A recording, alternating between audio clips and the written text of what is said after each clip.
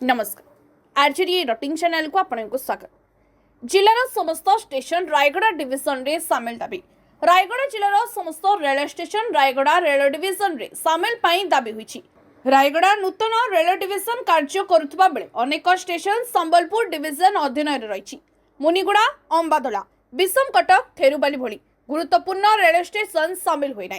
तेबे पूर्वतट रेलवाईर एही निष्पत्ति को लगातार भाव में विरोधी करा जायछि।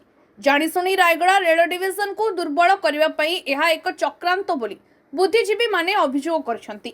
यार प्रतिवाद रे गतकाली मुनिगुड़ा प्रगति मंच पक्षरु रेलवाई बोर्ड अध्यक्षक उद्देश्य एक दाबीपत्र प्रदान होईछि। डीआरएम अमिताभ सिंघाल को यह दाबीपत्र प्रदान करछंती मंच कर्मकर्ता। तुरंत निष्पत्ति परिवर्तन पाई दाबी होईछि, नचेत आगामी दिन में यार विरोध में आंदोलन कराजिबो बोली मंच पक्षरु सूचना दी जायछि।